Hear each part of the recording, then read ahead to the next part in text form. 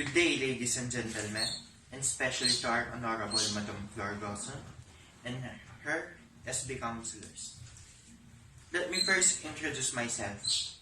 I am Dr. Ken Brian Noble, head of our Municipal Health Office in our town. You can call me Doc Ken. I finished my doctorate degree in Santo Tomas University in Maynila. I worked in our public hospital for 5 years and 5 years in private hospitals. But now I'm rendering my service to our government and I had also my private clinic in our town. You can come and visit me sometimes there. Okay, and maybe you know me by now. Let's go to our main objective in this assembly. With the Team Barangay, kaagapay sa malinis at ligtas na pamumuhay, let me first discuss to you about COVID-19. And let me start with a question. What is COVID-19? COVID-19 is an acute respiratory illness in humans caused by a coronavirus, capable of producing severe symptoms and in some cases death. We all know that it's identified in China in 2019 and became a pandemic in 2020. Every day, it seems to reach a new tragic milestone. How COVID-19 spread? People who are physically near within 6 feet of a person with COVID-19 or have direct contact with the person are at greatest risk of infection. When people with COVID-19 cough, sneeze, sing, talk, or breathe, they produce respiratory droplets. These droplets can range in size from larger droplets to smaller droplets. Small droplets can also form particles when they dry very quickly in the airstream. Infections occur mainly through exposure to respiratory droplets when a person is in close contact with someone who has COVID-19. Respiratory droplets can cause infection when they are inhaled or deposited on mucous membranes, such as those that line in the inside of the nose and mouth. As the respiratory droplets travel farther from the person with COVID-19, the concentration of these droplets decreases. Larger droplets fall out of the air due to gravity.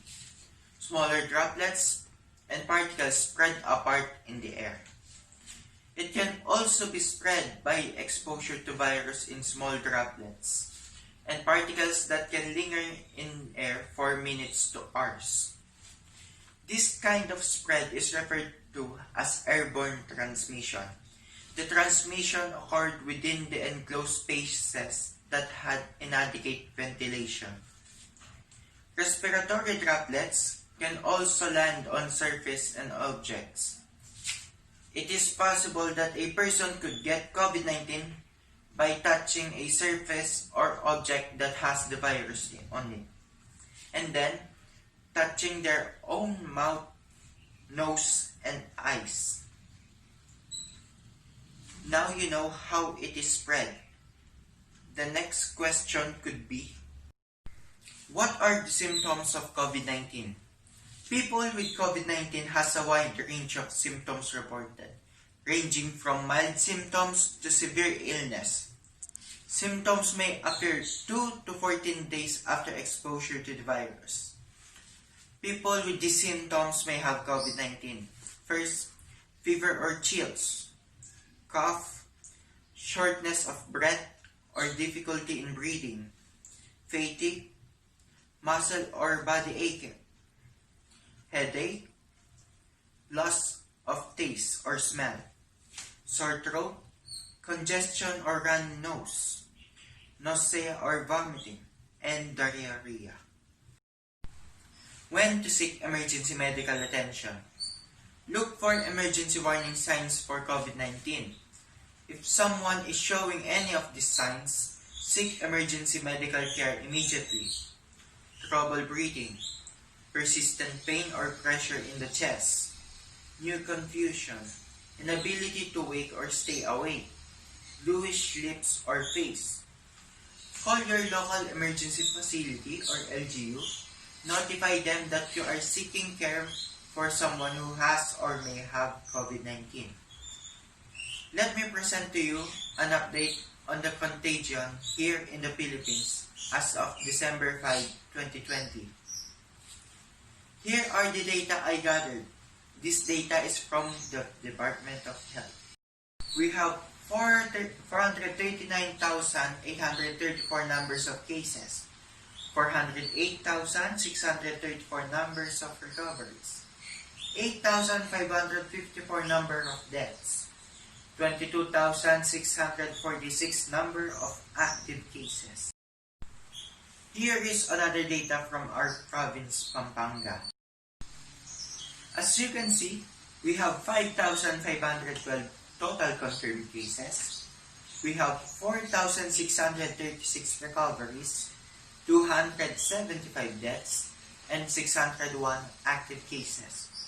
And lastly, from our municipality, Florida Blanca, this data was from the MDRRMO of Florida Blanca.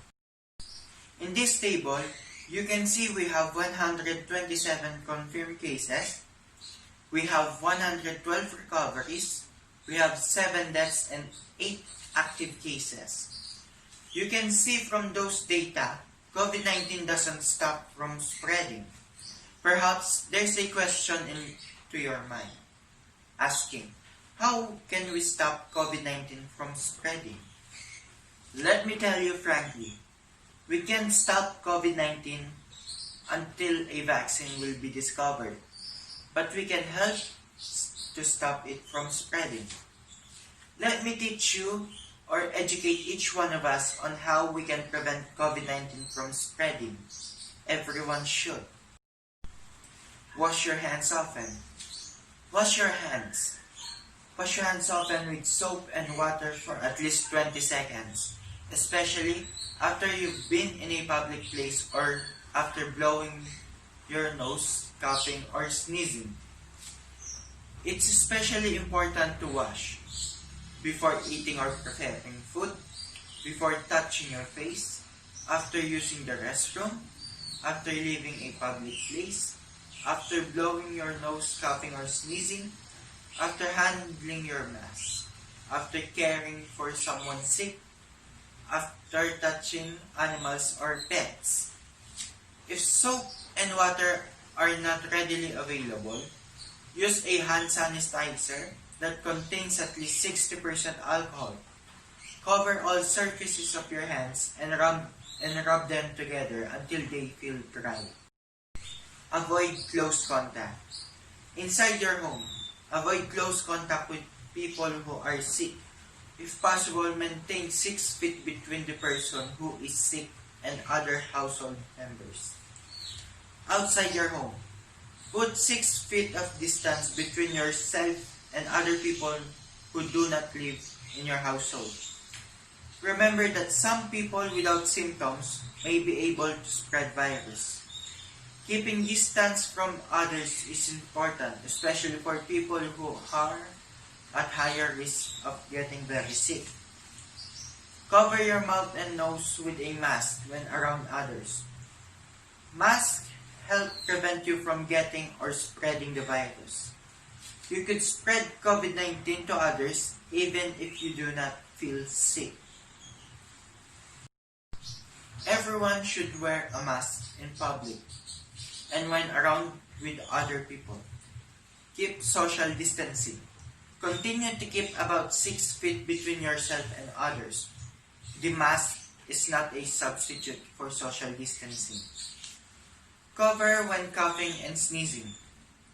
Always cover your mouth and nose with a tissue when you cough or sneeze, or use the inside of your elbow and do not spit. Throw used tissue in the trash. Immediately wash your hands with soap and water for at least 20 seconds. If soap and water are not readily available, clean your hands with a hand sanitizer that contains at least 60% alcohol. Clean and disinfect. Clean and disinfect frequently touched surfaces daily. This includes tables, doorknobs, light switches, countertops, handles, desks, phones, keyboards, toilets, faucets, and sinks. Use detergent or soap and water prior to disinfection. Then use a household disinfectant. Disinfectant can kill virus. A homemade disinfectant can be made using 1 tablespoon of bleach to 1 quart of water. Monitor your health daily. Be alert for symptoms.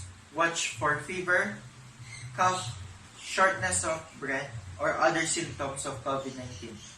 Especially if you are running essential errands, going to the office or workplace, and in settings where it may be difficult to keep physical distance of 6 feet.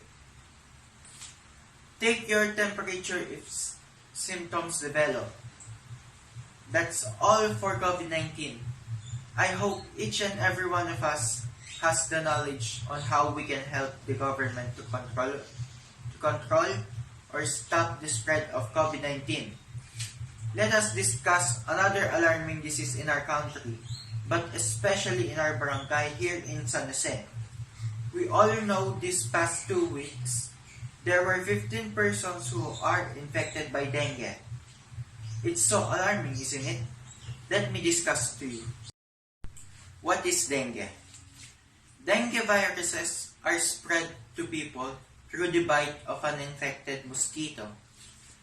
It is common in more than 100 countries around the world.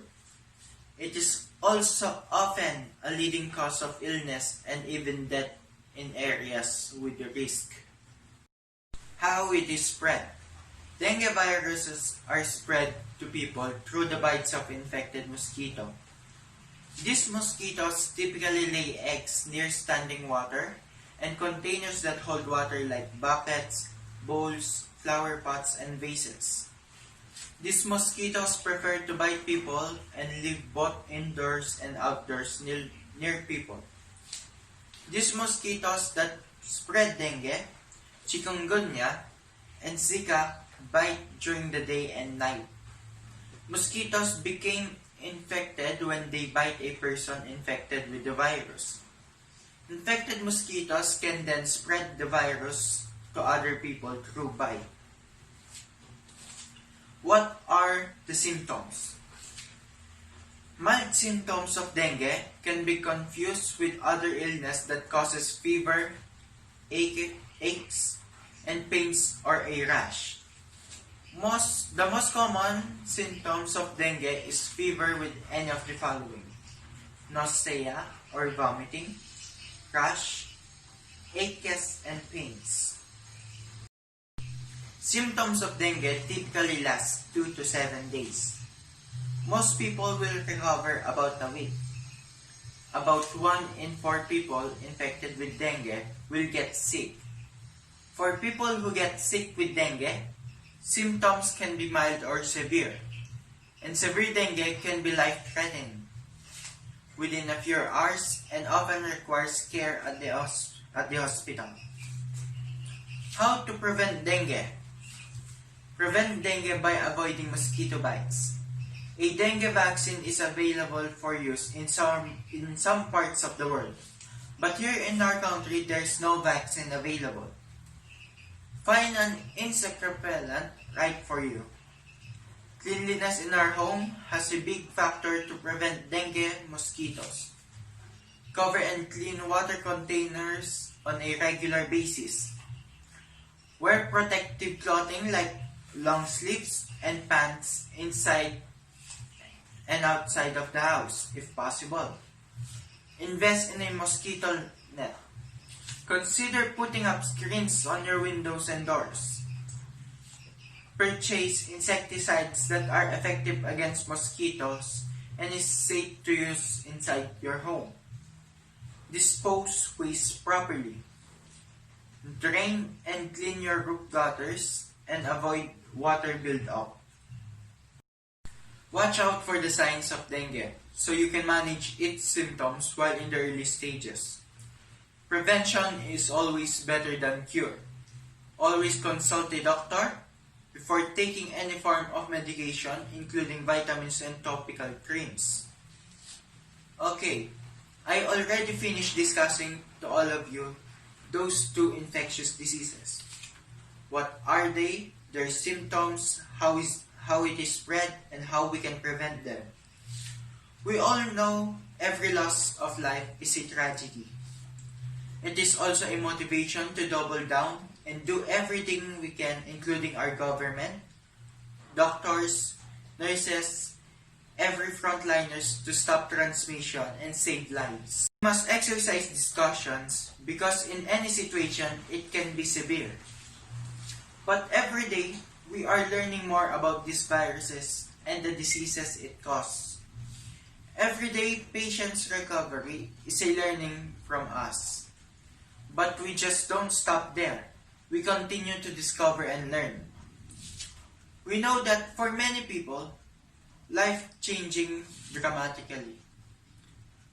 During this difficult time, it's important to continue looking after your physical and mental health.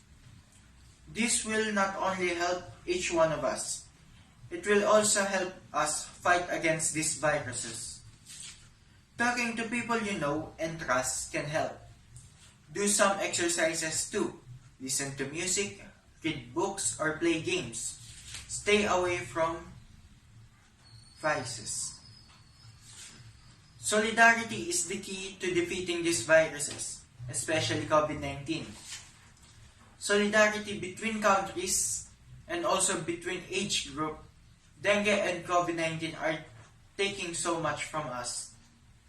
But it's also giving us something special. The opportunity to come together as one humanity and work together, to learn together, and to grow together. Thank you very much to all of you for listening and coming here. I hope with this little thing I discussed or shared to all of you is that you have learned from it. Thank you very much again and have a nice day to all of you. May God bless us all.